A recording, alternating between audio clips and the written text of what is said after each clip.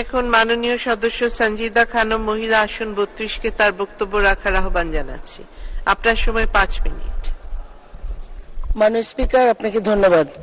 দ্বাদশ জাতীয় সংসদের প্রথম অধিবেশনের সূচনা লগ্নে মহামান্য রাষ্ট্রপতি মোহাম্মদ শাহাবুদ্দিনের ভাষণের পর ধন্যবাদ প্রস্তাবে আলোচনায় অংশগ্রহণের সুযোগ দেওয়ার জন্য মাননীয় স্পিকার আপনার প্রতি অশেষ কৃতজ্ঞতা।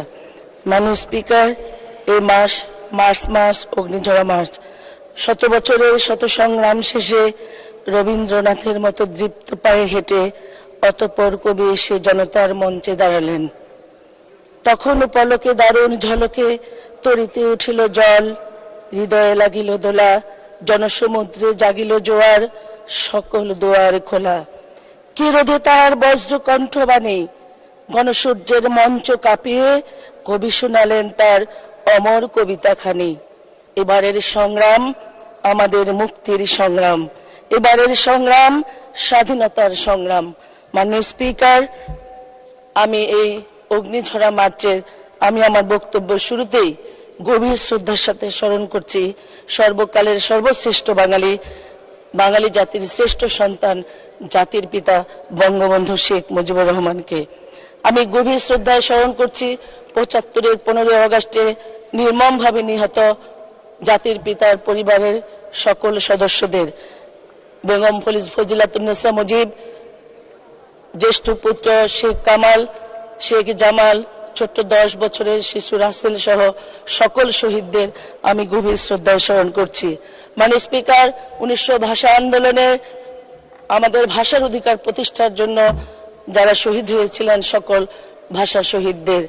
মাননীয় স্পিকার, 71-এ মহান মুক্তিযুদ্ধে 30 লক্ষ শহীদ, 2 লক্ষ মা বোন, যাদের সংগ্রামের বিনিময়ে আমরা বাংলাদেশ পেয়েছিলাম, সেই সকল শহীদদের।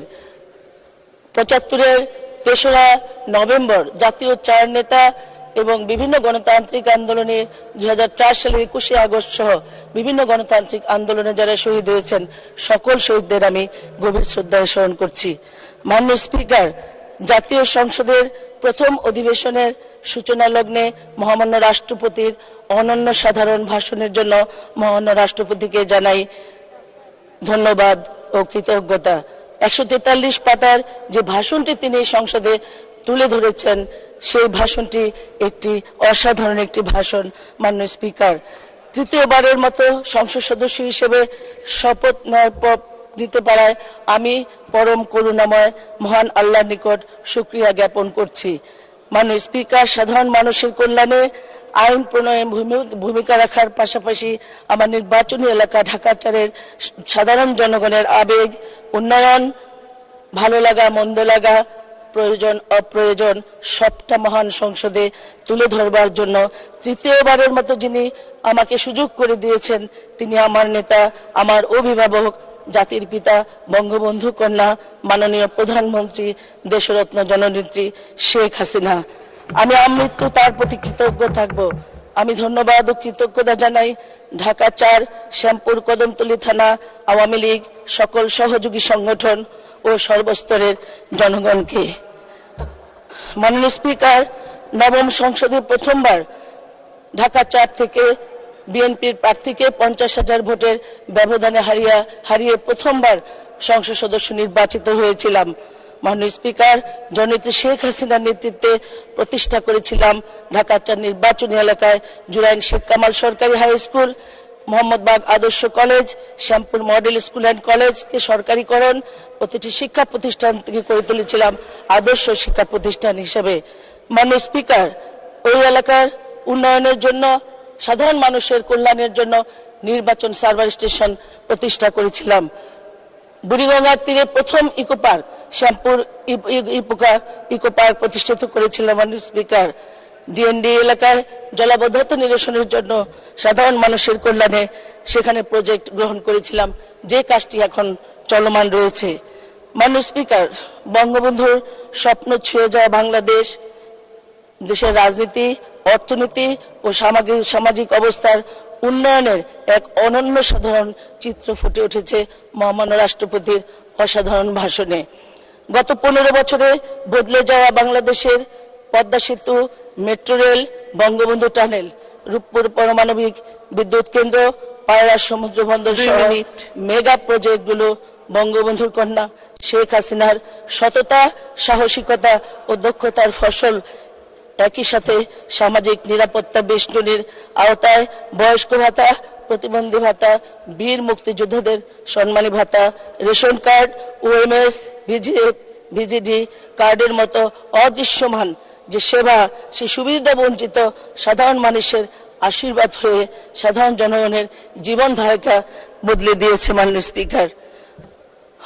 স্পিকার, বদলে যাওয়া এই বাংলাদেশ বিরোধী অপশক্তি বিএনপি জামাতের ভালো লাগেনি।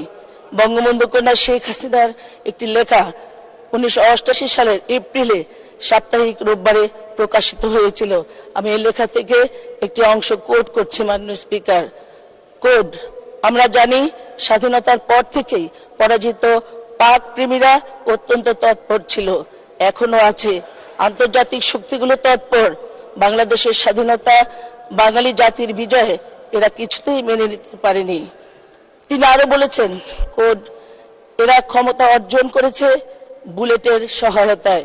হত্যা, কু, পাল্টা কু ও চক্রান্তের মধ্য দিয়ে ক্ষমতা দখলের পর এরা বাঙালির হাজার বছরের ইতিহাস, কৃষ্টি, সংস্কৃতি, ভাষা ও ইতিহাসকে বিসর্জন দিয়েছে। মাননীয় স্পিকার, তারই ধারাবাহিকতায় ওই অপশক্তি জাতির পিতা বঙ্গবন্ধুকে নির্মমভাবে সপরিবারে হত্যা করবার পর তারা অবৈধভাবে ক্ষমতা দখল করেছিল এবং এই দেশটাকে পিছিয়ে দেবার চেষ্টা করেছিল। মাননীয় স্পিকার, দীর্ঘ 21 বছর এই বাঙালি আমরা বঙ্গবন্ধু হত্যার বিচার পাইনি, জাতির পিতার হত্যার বিচার পাইনি। মাননীয় স্পিকার, দীর্ঘ 21 বছর পর বাংলাদেশে আবার সূর্য উদয় হয়েছিল 1996 সালে। 96 সালে ক্ষমতা গ্রহণের পর মাননীয় স্পিকার, বাংলাদেশের মানুষ আবারও সেই স্বপ্ন দেখা শুরু করেছিল। 5টি বছর মাননীয় স্পিকার, 96 সাল থেকে 5টি বছর মানুষের ভাগ্য উন্নয়নের জন্য বঙ্গবন্ধু কন্যা কাজ করে গেছেন।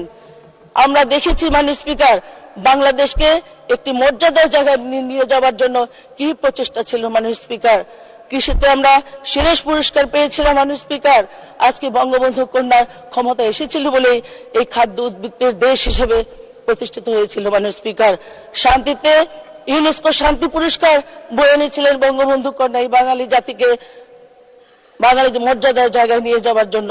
মাননীয় স্পিকার, বিদ্যুতের উৎপাদন বেড়েছিল, মানুষের প্রত্যেকটি ঘরে ঘরে মানুষের শান্তিতে থাকবার জন্য যেসব কাজ করা দরকার মাননীয় স্পিকার, শান্তি ফিরে এসেছিল।